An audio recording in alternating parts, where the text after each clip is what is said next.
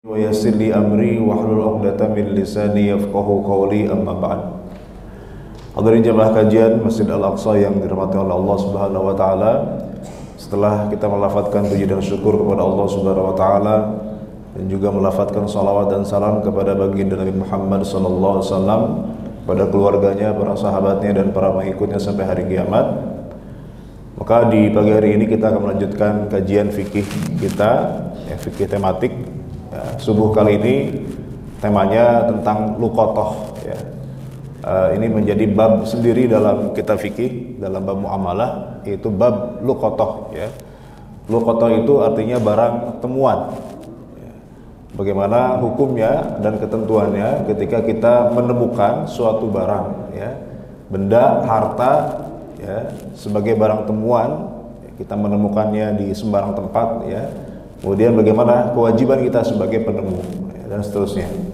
Jemaah rahimakumullah, kalau kita lihat Al-Quran, kata luqathah itu, ya, asal katanya ya bermakna memungut, ya. Kalau kita lihat misalnya surah Al-Qasas ayat 8, faltaqatahu alu fir'aun, ya, kisah Nabi Musa ketika Nabi Musa bayi dihanyutkan di sungai, kemudian dipungut oleh keluarga Fir'aun, maka bahasanya faltaqatahu alu fir'aun. Luqathah itu dari kata iltaqata yaltaqitu, artinya memungut, ya. Jadi anak pungut laqit gitu, ya. Jadi memungut artinya sesuatu barang yang tercecer, terjatuh dimanapun, ya, kemudian kita ambil sebagai luqathah, ya, barang yang dipungut, ya. Kemudian kalau kita lihat definisi dalam fikih, ya, secara istilah, misalnya dalam kitab Mughni Al-Muhtaj, Imam Asy-Syirbini mendefinisikan luqathah itu ma wujida fi maudhi'in ghairi mamlukin, sesuatu yang ditemukan di tempat yang tak bertuan. Artinya tempat ini bukan tempat milik pribadi, ya, di jalanan, di tempat publik, ya. Artinya kalau ada benda, barang, harta ditemukan di tempat pribadi, tentu bukan luqathah, Pak. Kita bertamu ke rumah orang, Pak, di bawah meja ada cincin, Pak, alhamdulillah luqathah, Pak, gitu, ya, kita ambil. Nah, tentu itu bukan luqathah, ya. Luqathah itu benda yang ditemukan di tempat umum yang tidak bertuan.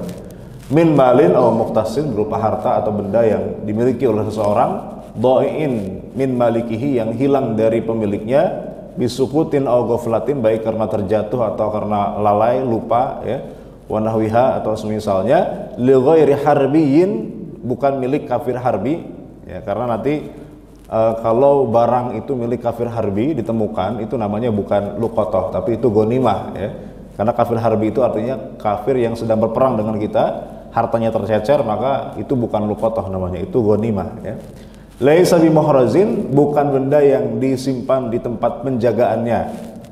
Artinya kalau kita menemukan suatu barang tapi disimpan dalam suatu tempat yang memang itu menjadi tempat penyimpanannya, nanti kita akan bahas. Wala mumtani'in biquwwatihi, dan juga bukan hewan yang bisa menjaga dirinya. Jadi nanti kalau ada orang ketemu misalnya unta, dalam hadis disebutkan nanti ada orang ketemu unta di tengah padang pasir, nggak tahu siapa penemunya, siapa pemiliknya, maka itu bukan luqathah, biarkan saja, kata Rasulullah. Kenapa? Karena unta itu bisa jaga dirinya. Beda dengan misalnya kambing yang boleh jadi kalau kita biarkan dimakan serigala, dimakan hewan buas. Jadi mendingan kita ambil, itu dalam hadis nanti. Wala ya'riful wajidu malikahu, dan si penemu tidak mengetahui, Pak, siapa pemiliknya. Jadi dari definisi ini nanti diturunkan dalam beberapa kriteria, ya. Jadi luqathah itu pertama adalah benda yang ditemukan. Maksudnya ditemukan secara tidak sengaja. Jadi benda yang dicari secara sengaja itu namanya bukan luqathah. Jadi tiba-tiba lagi jalan ketemu barang, ketemu benda, ya itu namanya luqathah. Jadi tidak sengaja. Yang sengaja itu namanya bukan luqathah, ya. Seperti misalnya polisi diminta mencari barang hilang, ya. Nah itu namanya ju'alah, sayembara misalnya itu, ya. Nah itu bukan luqathah. Demikian juga kasus misalnya harta rampasan perang yang memang itu bukan secara tidak sengaja, karena memang dalam kondisi perang ada hartanya orang kafir yang tertinggal di medan perang, maka itu bukan luqathah, ya, itu bagian dari ghanimah, harta rampasan perang yang nanti ada aturannya sendiri, ya, dalam harta rampasan perang. Kemudian dari sisi bentuknya luqathah bisa berupa apapun ya, bisa berupa harta, uang, emas, ya, atau barang yang memang punya nilai, ya, atau misalnya hewan yang kemudian terlepas dari pemiliknya kita temukan di tengah hutan atau di mana gitu ya. Nah itu tentu nanti tergantung urufnya, tergantung dari kebiasaan ya. Kalau biasanya ada orang kemudian pelihara sapi itu dilepas ya, kemudian kita temukan di jalan, tentu nggak boleh kita ambil sebagai luqatah ya, karena nggak tahu bahwa ini sapi ada yang punya dan memang sengaja dilepas. Seperti saya kemarin ke di Riau itu di Taluk Kuantan itu di tengah jalan sapi semua Pak gitu ya, karena memang sapinya dilepas gitu. Nah kalau itu nggak bisa kita lagi ke sana tengah jalan ketemu sapi kemudian kita ambil sebagai luqatah, bukan Pak gitu ya, karena itu memang sengaja dilepas gitu ya. Jadi memang yang secara barang yang ketinggalan, barang yang secara lalai hilang, hewan yang hilang, nah itu baru kemudian disebut sebagai luqatah. Kemudian yang ketiga, luqatah itu ditemukan di tempat umum, bukan area milik pribadi seperti di terminal, jalanan, tanah lapang, hutan dan sebagainya ya. Jadi kalau temukan di dalam rumah orang lain atau di kebun milik pribadi misalnya ya, di kebun orang kita nemu singkong Pak, nah itu bukan luqatah, jelas itu punya orang Pak gitu ya. Atau maling Pak masuk ke rumah orang, masuk ke halaman orang, wah ketemu misalnya ada kambing, wah luqatah nih, nggak bisa. Kenapa? Karena itu jelas itu area milik pribadi yang memang berarti barang yang di situ adalah milik orang yang punya area tersebut ya. Kemudian keempat, luqatah itu adalah harta yang muhtaram. Muhtaram di sini artinya harta yang dilindungi kepemilikannya, harta yang ada pemiliknya dan tidak boleh diambil tanpa izin dari pemiliknya. Muhtaram itu dalam bahasa Arab artinya yang dimuliakan, harta yang dimuliakan, artinya harta yang dilindungi, ada pemiliknya dan tidak boleh diambil tanpa izin dari pemiliknya. Artinya kalau barang itu, harta itu memang milik, bukan milik perseorangan, bukan milik pribadi ya, tidak ada pemiliknya, bisa diambil secara bebas, maka itu bukan luqatah. Kita ketemu ikan di laut gitu ya, nah itu bukan luqatah Pak, ambil aja, nah itu bukan milik orang ya. Atau kalau di kampung ada pohon yang memang tumbuh di tanah yang bukan milik pribadi gitu ya, di tengah hutan dan seterusnya, maka buahnya boleh diambil tapi bukan sebagai luqatah karena itu memang tidak ada pemiliknya gitu ya. Atau misalnya bukan harta muhtaram, diantaranya misalnya kalau benda itu jatuh dari pemiliknya dan kemudian secara uruf, secara kebiasaan itu tidak mungkin, atau sudah direlakan ya, misalnya butiran beras yang jatuh dari penggilingan atau dari karung lagi diangkut ke mobil ya, itu butiran berasnya kan berjatuhan biasanya gitu ya. Nah itu ada pemulung, ada orang saking miskinnya diambilin Pak, dipungutin tuh berasnya satu demi satu sampai kumpul banyak gitu ya. Nah itu bukan luqatah karena orang yang punya pun sudah merelakan itu ya. Nah, itu berceceran yang sifatnya tidak terlalu berarti lah gitu bagi pemiliknya. Nah itu bukan luqatah ya. Yang kelima, pada saat ditemukan barang itu tidak sedang berada di area yang diperuntukkan sebagai tempat untuk menyimpan atau menjaganya ya.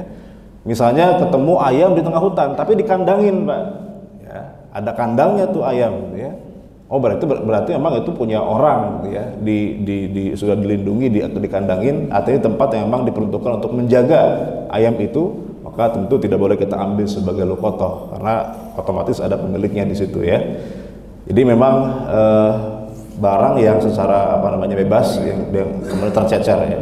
Yang keenam, jika harta itu merupakan milik seorang kafir harbi dalam kondisi perang, maka itu juga tidak termasuk luqatah sebab bukan harta muhtaram. Jadi orang kafir ketinggalan tuh hartanya lagi perang Pak. Misalnya Palestina lawan Israel itu, orang Israel itu misalnya mengirimkan misil atau rudal, kemudian ada rudal yang nggak meledak ya, ketinggalan tuh Pak. Ya itu bisa diambil sebagai bukan luqatah tapi itu namanya ghanimah ya, harta rampasan perang.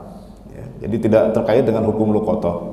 Yang ketujuh, penemu luqatah tidak mengetahui pemilik dari barang yang ditemukannya.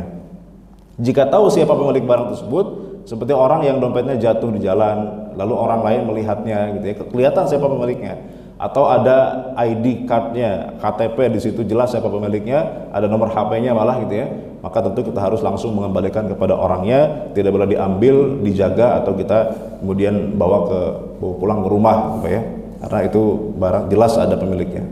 Yang kedelapan, luqata adalah benda yang dinyatakan hilang atau tercecer dari pemiliknya dan terjadi secara tidak sengaja, baik karena menyadari kehilangan atau tidak menyadarinya.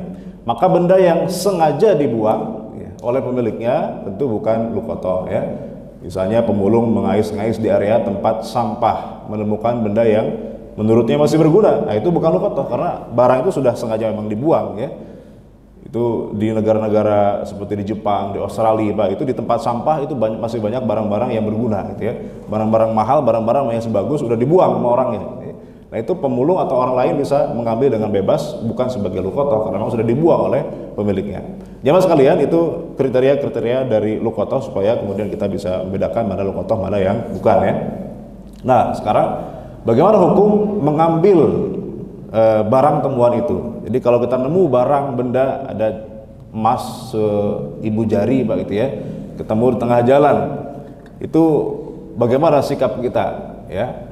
Para ulama mengatakan bahwa sunnah itu ya bagi penemu untuk mengambil. Ini memang para ulama nanti berbeda pendapat antara 3 pendapat. Ketika orang itu menemukan benda di tengah jalan Pak ya, atau dimanapun tempat area publik ya, ada 3 pendapat yang berkembang di antara para ulama. Yang pertama, hukumnya sunnah kita ambil kalau kita bisa sanggup untuk melaksanakan kewajiban nanti terkait benda itu Pak. Karena nanti ada kewajibannya, dia wajib dijaga, wajib diumumkan. Jadi kalau dia sanggup amanah, sunnah untuk diambil. Karena kalau tidak diambil, ini harta bisa hilang, bisa rusak, atau diambil sama orang yang tidak bertanggung jawab. Sunnah, artinya berpahala kalau kita ambil dengan niat tadi. Bahkan ulama Malikiyah mengatakan hukumnya wajib. Jadi kalau kita nemu barang di jalan punya orang, barang berharga, dompet, emas, uang Pak, uangnya segepok gitu Pak ya. Nah itu kata ulama Malikiyah wajib diambil kalau kita orangnya amanah. Kenapa? Kalau nggak kita ambil itu barang atau harta itu bisa diambil oleh orang yang tidak bertanggung jawab, ya, atau hilang secara sia-sia. Maka wajib diambil. Gitu ya. Jadi kalau nggak diambil dosa Pak, gitu ya. Ulama Malikiyah ya. Nah, mazhab Hambali beda. Mazhab Hambali mengatakan lebih baik tidak diambil. Ya. Lebih baik tidak diambil. Kenapa? Karena beresiko kita tidak bisa mengemban amanah itu. Ya. Beresiko kita berdosa. Karena kalau kita ambil boleh jadi kita lalai dari kewajiban misalnya menjaga, mengumumkan, atau malah kita ambil bawa pulang Pak, kita ambil sendiri gitu ya. Nah itu bisa jadi malah jatuh kepada dosa. Sehingga mazhab Hambali mengatakan kalau tidak bisa amanah mendingan jangan ya.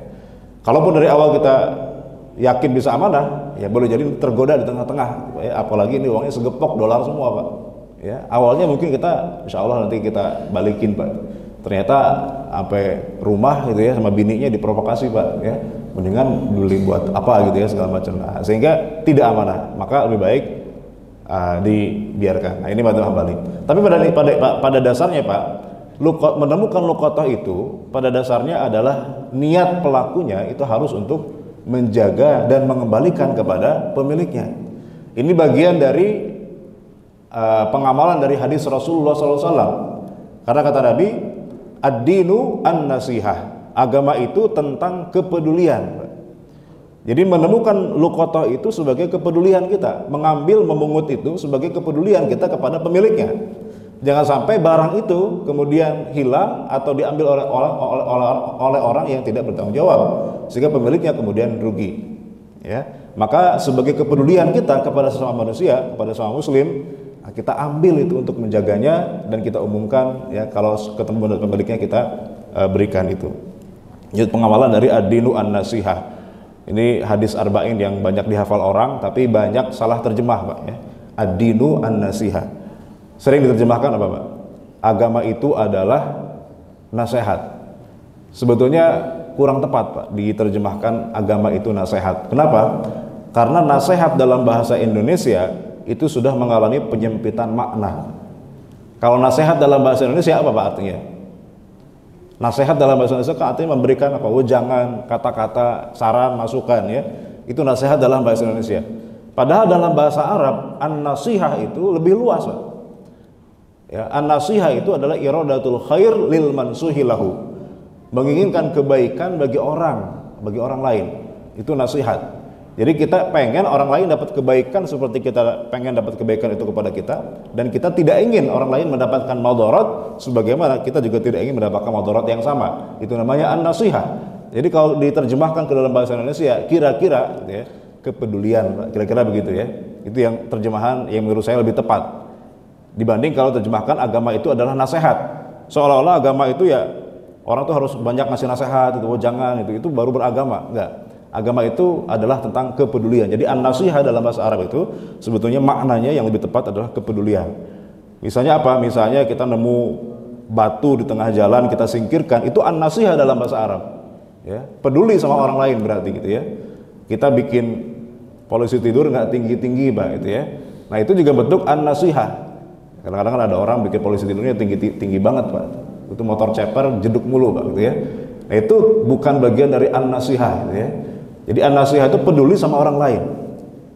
Artinya ketika tadi menemukan barang di jalan, ada harta orang lain tercecer di jalan, kita ambil itu sebagai bentuk kepedulian, an-nasihah tadi.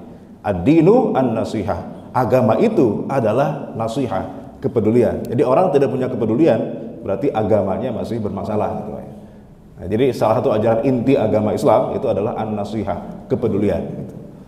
Nah, jadi bukan nasihat ya, karena dalam bahasa Arab an-nasihah itu lebih luas maknanya. Oleh karenanya menemukan luqatah tadi itu, memungutnya tujuannya adalah untuk sebagai kepedulian pada yang punya dari barang itu ya.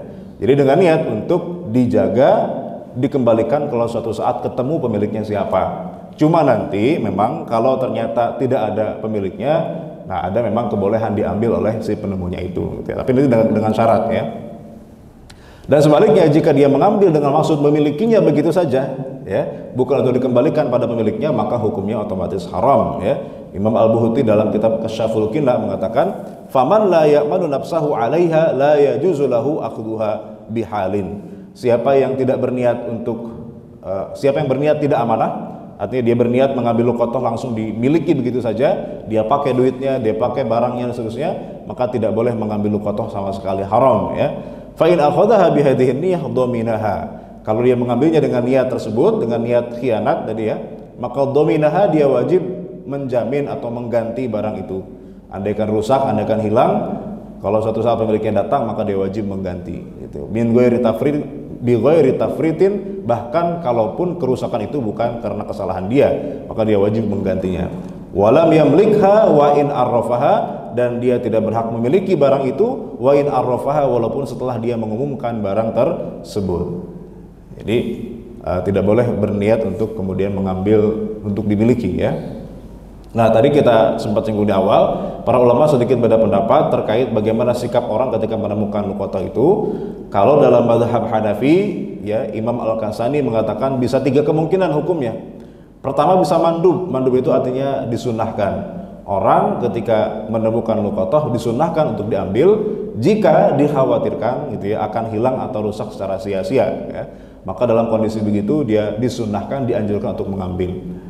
Ya, misalnya ada makanan, Pak, ada roti, ini kalau nggak diambil busuk, Pak, mubazir ya. Atau dimakan orang, ya kita ambil aja ya. Disunahkan bahkan ya. Kemudian mubah jika tidak dikhawatirkan hilang atau rusak secara sia-sia, dengan niat dikembalikan kepada pemiliknya ya. Kemudian haram jika mengambil luqatah dengan maksud memilikinya.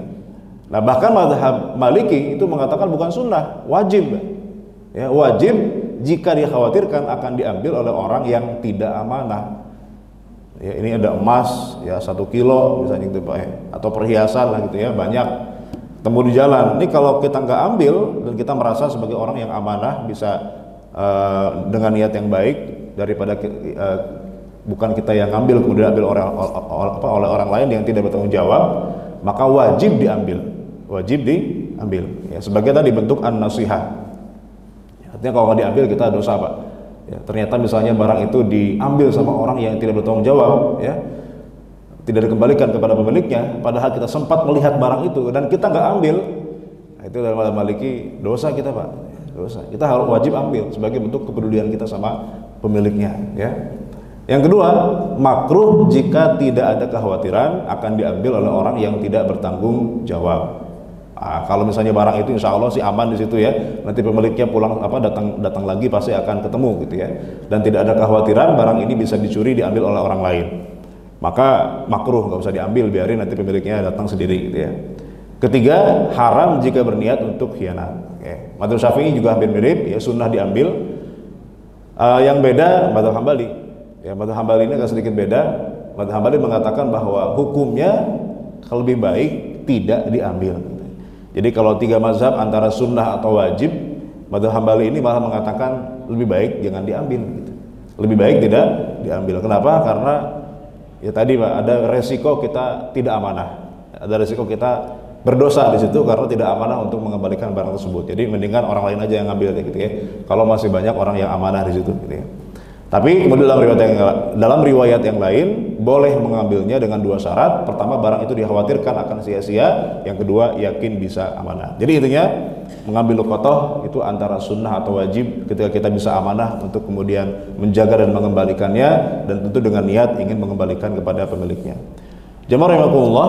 Nah, adapun nanti apa kewajiban bagi orang yang mengambil luqatah itu? Ya, ada kewajiban yang kalau kita lihat dalam hadis misalnya Rasulullah SAW bersabda, man awa dhallatan fahuwa dhallun malam yu'arrifha. Siapa yang menyembunyikan hewan tersesat, hewan yang hilang, hewan tersesat gitu ya, dia sembunyikan, dia ambil, artinya tidak berniat mengembalikan kepada pemiliknya, maka ia adalah orang yang sesat selama belum mengumumkannya. Jadi ada kewajiban untuk mengumumkan malam yu'arrifha. Ya, ada kewajiban mengumumkan. Nah, mengumumkannya itu batasannya sampai kapan, bagaimana caranya ya. Nanti dijelaskan dalam hadis yang lain ya. Yaitu nah ini Pak,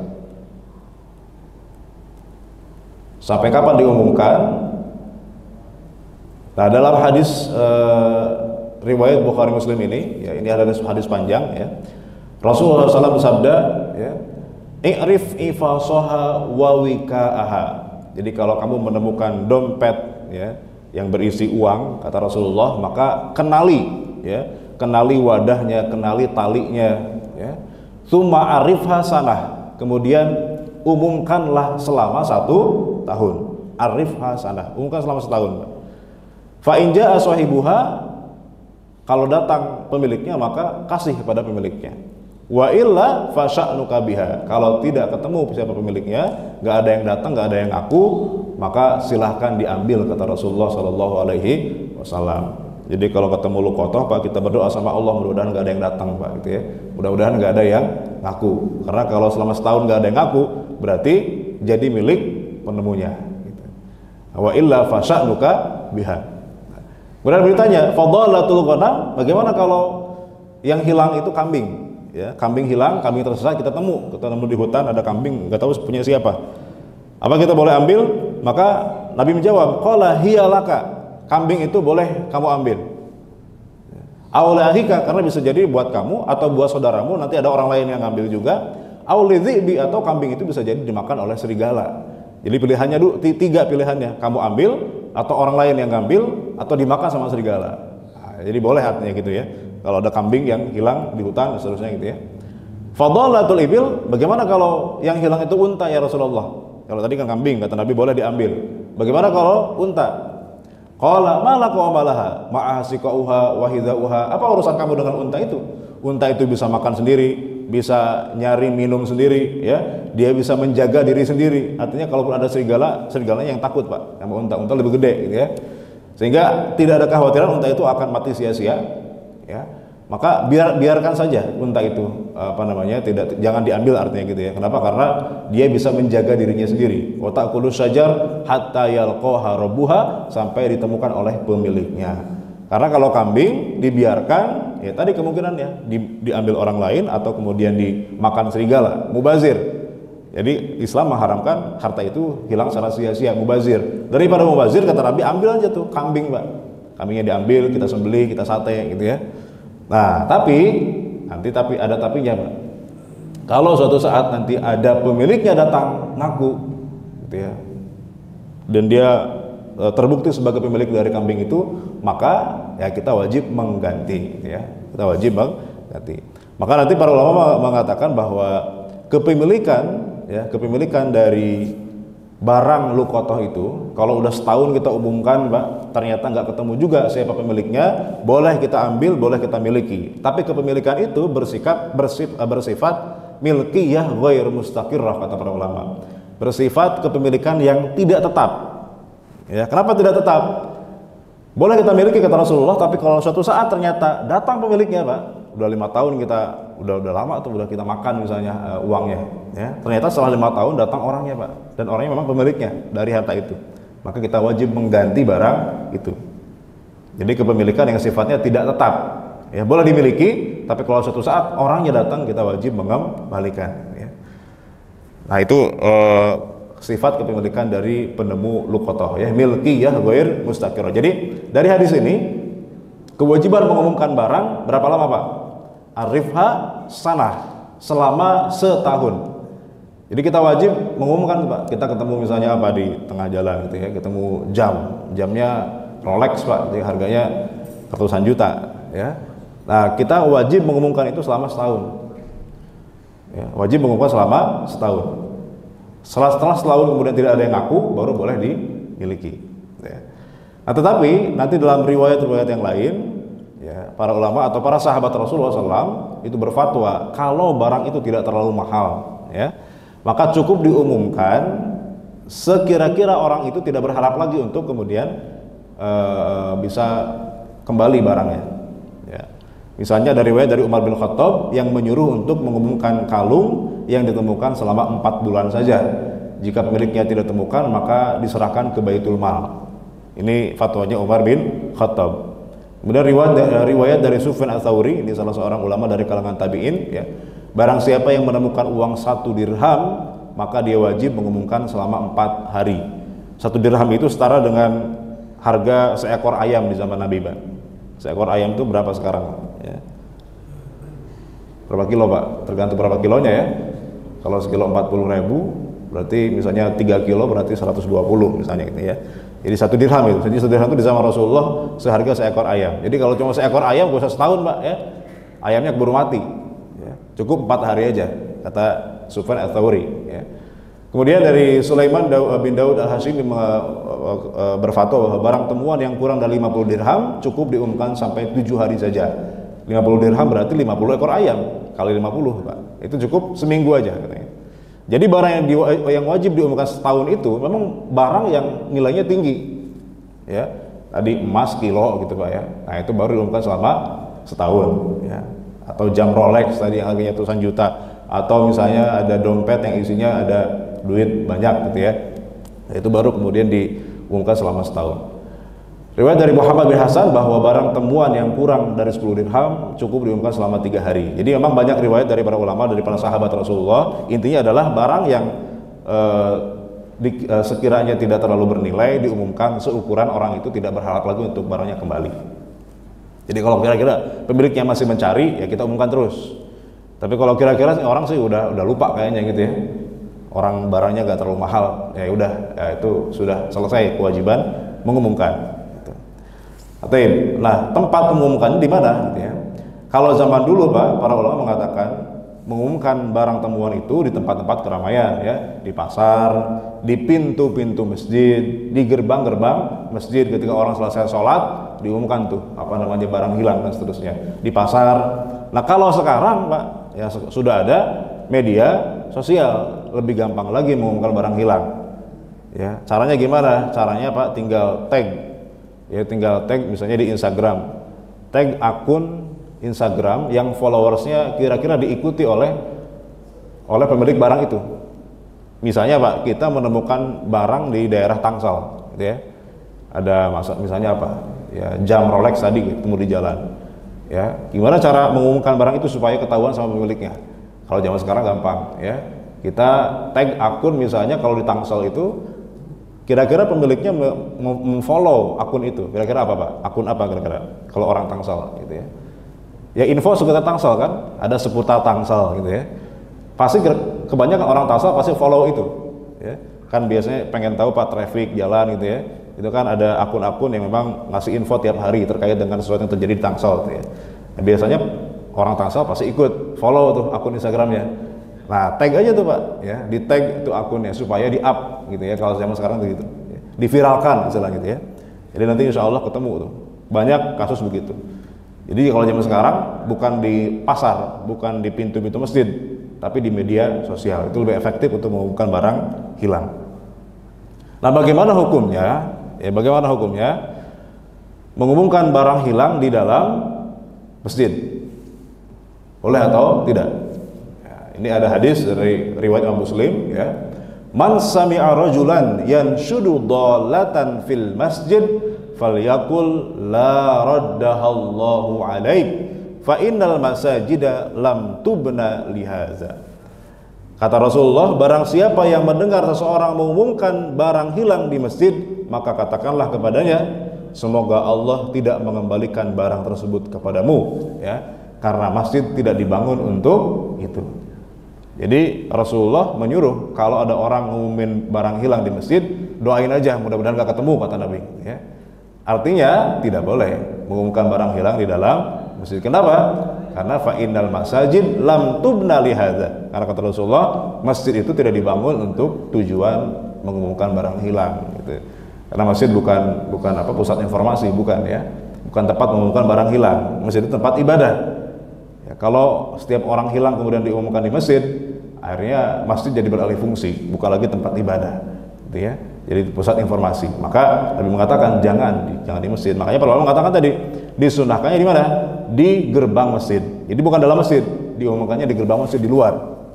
Ya, di luar. Kalau orang udah bubar sholat, nah diumumkan tuh di luar, teriakin, Pak, siapa yang kehilangan dompet misalnya gitu ya. Nah itu sunnahnya. Jadi bukan dalam masjid, di luar masjid boleh, tapi dalam masjid nggak boleh. Nah, Umar pernah punya teras masjid, punya tanah wakaf punya Umar, namanya Al-Butaiha. Itu teras di Masjid Nabawi. Ada satu teras di luar, itu tanah milik Umar, ya. Umar mempersilahkan orang kalau mau mengumumkan barang, mau kemudian bersuara keras, itu silakan di teras itu, kata Umar, jangan dalam masjid. Jadi disiapkan tempat khusus di luar masjid untuk kemudian mengumumkan barang hilang, untuk tadi misalnya mau dagang dan seterusnya, itu disiapkan di luar masjid. Boleh, dalam masjid nggak boleh. Saya pernah melihat di satu masjid ada ada semacam mading gitu, Pak, ya.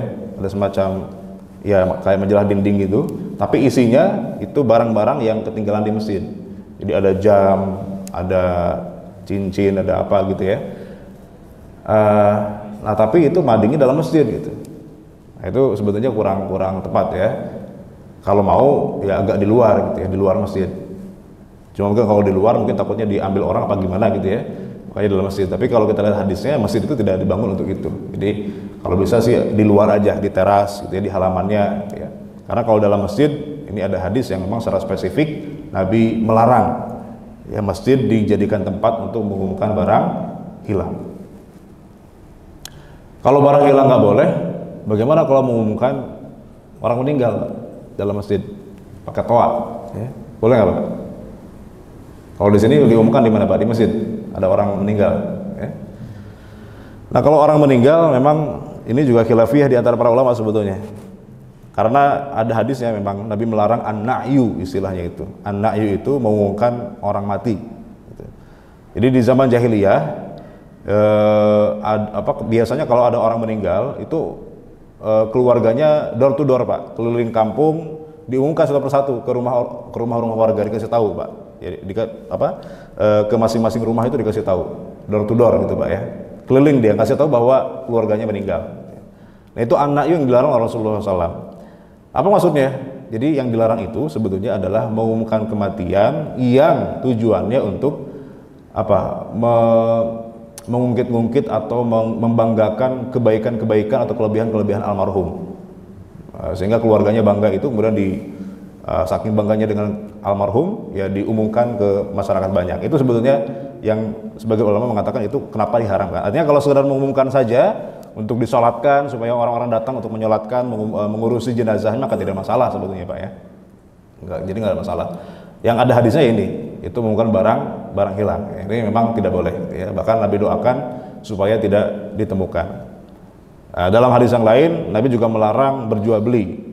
Ada orang jualan di masjid, maka Nabi mendoakan la arbahallahu tijaratak, mudah-mudahan Allah tidak memberikan keuntungan dalam jual beli kamu, kata Rasulullah SAW. Jadi jual beli, mengumumkan barang hilang, itu termasuk hal yang dilarang di dalam masjid, karena ada hadis yang spesifik melarang itu, ya. Dalam hadis yang lain dari Buraidah radhiyallahu anhu yang berkata, anna rajulan nasyada fil masjid faqala man da'a ilal jamalil ahmar. Ada orang dia mengumumkan barang hilang di masjid. Siapa yang menemukan unta merahku, ya. Unta merah itu, Pak, itu unta yang mahal zaman itu, ya. Kalau sekarang itu mobil mewah lah gitu, ya. Ferrari, Lamborghini lah gitu, ya, sekelas itu, Pak. Ada orang kehilangan unta merah. Nah, dia umumkan di dalam masjid. Siapa yang ketemu unta merah saya hilang, ya. Apa kata Nabi? Faqala Nabi sallallahu alaihi wasallam, la wajadta. Mudah-mudahan kamu tidak menemukan unta merah kamu itu, ya. Jadi Rasulullah mengatakan begitu. Innama buniyat al-masajid lima buniyat lahu. Sesungguhnya masjid itu dibangun untuk tujuan yang seharusnya, artinya untuk ibadah dan seterusnya, ya. Taib. Kemudian tadi batas waktunya sudah, ya. Nah, adapun tadi kan kalau barang itu mahal, ya, maka wajib setahun, ya. Kalau barang yang di bawah itu maka tergantung dari, ya, kira-kira ya sekira-kiranya orang tidak mengharapkan barang itu lagi, ya. Tapi kalau kemudian barang itu remeh-temeh, maka tidak ada kewajiban untuk mengumumkan, ya, tidak ada kewajiban mengumumkan. Ambil aja, Pak, halal insya Allah, ya. Misalnya ketemu duit 10.000, ya, ketemu duit 10.000, Pak, ya, itu kan barang remeh, ya. Nah, apakah perlu diumumkan, Pak, setahun itu 10.000, Pak? Nah, itu nggak perlu. Itu kata para ulama itu boleh diambil, bahkan boleh dimakan, ya. Apa hadisnya? Ada hadisnya dari Anas. An Anasin radhiyallahu anhu qala, marran Nabiyyu sallallahu alaihi wasallam bitamratin fit tariq. Nabi melewati sebuah jalan, kemudian menemukan kurma, sebuah kurma, ya. Luqatah berarti, Pak, luqatahnya kurma. Faqala laula anni akhafu an takuna minas shadaqah la aqatuha. Kalaulah aku tidak khawatir, ya, bahwa kurma ini berasal dari kurma sedekah, maka aku pasti akan memakan kurma itu. Jadi Nabi tidak makan bukan karena haram, bukan karena luqatah, bukan, tapi karena takut kurma itu bagian dari sedekah. Karena Nabi kan haram menerima sedekah. Takutnya kurma itu jatuh dari kurmanya sedekah, dari kurma orang yang memang mau sedekah. Nah, takutnya begitu, maka Nabi tidak makan, bukan karena haram dimakan. Artinya kalau Nabi tidak takut itu bagian dari sedekah, Nabi pasti makan itu. Nah, dari sini bahwa mengatakan kalau barang itu yang remeh-temeh, kira-kira orang juga sudah melupakan barang itu, ya. Ya, maka daripada mubazir, ya, daripada hilang, ya mendingan dimanfaatkan, kita ambil halal itu, ya. Atau ya kalau mau lebih aman lagi kita sedekahin aja kepada orang lain, ya. Nah, itu lebih aman lagi. Jadi berdasarkan ini maka kalau memang barang itu tidak berharga dan orang kira-kira sudah melupakannya, nah, maka tidak perlu diumumkan, ya. Tidak ada kewajiban mengumumkannya. Nah, kemudian hak bagi penemu, ya. Jadi pada hakikatnya selama masa wajib mengumumkan, seorang multaqid atau penemu luqatah adalah pengemban amanah yang wajib menyimpan dan menjaga luqatah dan belum boleh memilikinya. Jadi sebetulnya, Pak, kalau kita lihat kewajiban penemu luqatah kan berat, Pak. Dia wajib menjaga, dia wajib mengumumkan, ya. Kalau zaman sekarang, Pak, gampang aja sebetulnya, ya.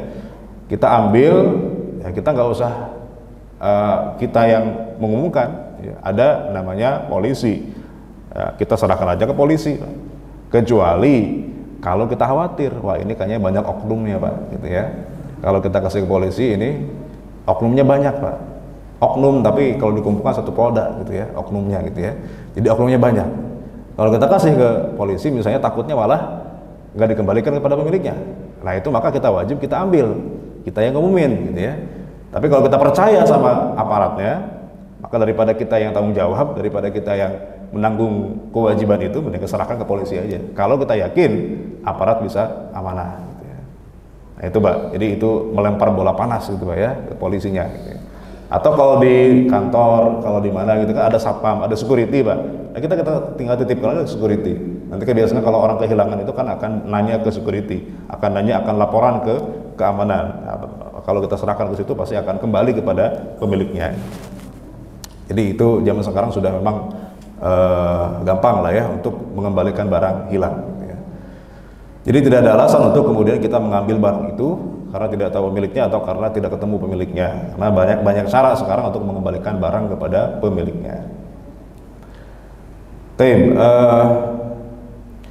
Jadi kepemilikan bagi luqatah tadi itu sifatnya adalah milkiyah ghair mustaqirrah, ya. Kepemilikan yang tidak tetap. Kemudian kalau kita lihat hukum positif, Pak, ya, itu juga ternyata sudah ada pidananya, ya. Jadi kalau orang menemukan barang hilang, ini dalam KUH pidana, ya. Ini koreksi kalau salah, ya. Ini mungkin ada ahli hukum di sini, ya. Itu bisa dikenakan tindak pidana pencurian. Jadi kalau kita mengambil barang hilang tapi niatnya untuk diambil, dimiliki, ya. Ketahuan sama pemiliknya, dilaporkan, nah, itu bisa tindak pidana pencurian, ya. Walaupun kita nggak nyuri, ya, kita nemu di jalan, tapi kita ambil, bawa pulang ke rumah, Pak. Ketahuan sama pemiliknya, itu bisa dilaporkan sebagai tindak pidana pencurian atau penggelapan, ya. Jadi tidak bisa dua tuh, bisa tindak pidana penggelapan atau pencurian, gitu. Jadi memang sudah ada undang-undangnya. Ya, dalam syariat haram, dalam hukum positif juga bisa kena pidana, gitu, ya. Tapi saya kira itu, Pak, terkait dengan hukum luqatah, ya.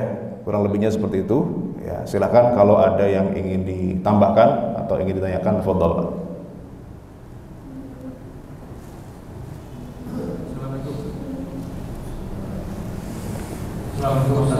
Waalaikumsalam.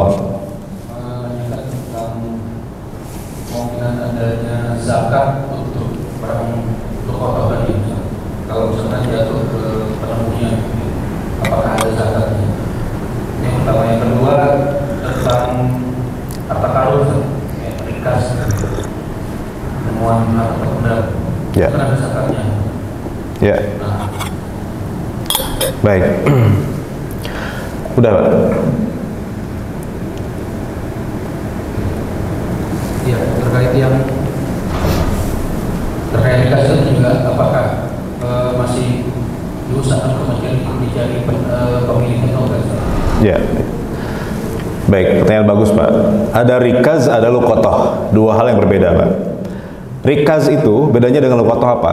Kalau rikaz itu harta yang ditemukan dari generasi udah tahu kapan, Pak, gitu, ya. Jadi pemiliknya udah meninggal. Jadi peninggalan masa lalu, Pak. Jadi orang-orangnya sudah pasti sudah nggak ada, udah generasi lama lah, gitu, ya. Cirinya apa? Cirinya ditemukan di bawah tanah, gitu, ya. Tanah apa? Hartanya itu di bawah laut, gitu, ya. Sehingga itu namanya rikaz. Nggak ada pemiliknya. Nah, kalau itu boleh langsung dimiliki secara fikih, ya. Tapi kan di kita ada hukumnya, Pak, ya. Kalau ketemu barang seperti itu kan jadi milik negara, ya, kalau nggak salah, ya. Misalnya ketemu apa namanya? Emas peninggalan Soekarno, gitu, ya, di bawah tanah. Misalnya, Pak, itu kan wajib dikembalikan kepada negara, Pak, ya, sebagai apa istilahnya itu, cagar budaya apa gitu, ya. Jadi kita nggak boleh memiliki kalau secara ketentuan negara. Tapi kalau secara fikih itu namanya rikaz. Jadi rikaz itu boleh kita ambil, tapi ada zakatnya. Zakatnya 20%, 1/5, gitu. Itu zakat rikaz. Jadi begitu kita dapat langsung dikeluarkan zakatnya 20%. Jadi harta rikaz itu adalah harta temuan, barang temuan, tapi dari generasi masa lampau, pemiliknya sudah nggak ada. Dan sebagian ulama bahkan mensyaratkan rikaz itu harus harta milik orang kafir. Jadi harta karun, istilahnya kan harta karun, ya. Peninggalan korun itu kan orang kafir, Pak, ya. Dia meninggal gara-gara kikir, gitu, ya. Nah, maka disebut harta karun itu.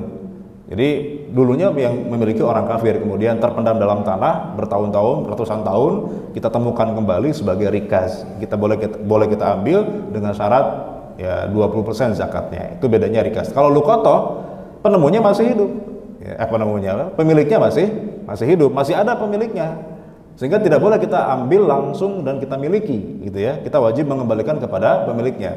Nah, apakah selama setahun itu, maka setahun sudah haul tuh, Pak, ya, nggak ketemu tuh pemiliknya, nggak ada yang ngaku, sedangkan itu emas misalnya 100 gram tuh, 100 gram itu sudah nisab, kan, karena nisab zakat itu 85 gram emas. Siapa yang wajib bayarin zakatnya? Apakah penemu itu wajib membayarkan zakat 80 gram emas? Nah, syarat zakat, Pak, salah satunya adalah bahwa harta itu dimiliki secara sempurna. Istilahnya milkut tam. Jadi syarat zakat adalah harta itu dimiliki secara sempurna, baru ada kewajiban zakat. Kalau harta itu bukan milik sempurna, maka itu bukan atau tidak ada kewajiban zakat bagi pemiliknya. Apa itu harta dimiliki sempurna, Pak? Dia bebas mentasarrufkan, dia bebas menjual, dia bebas memiliki, dia punya hak penuh atas harta itu. Maka dia wajib membayar zakatnya. Nah, sedangkan luqata ini, Pak, tadi milkiyahnya, kepemilikannya itu tidak tetap. Jadi dia tidak milkut tam. Karena boleh jadi ketika pemiliknya datang, maka dia wajib mengembalikan. Nah, maka dia tidak wajib membayar zakat itu.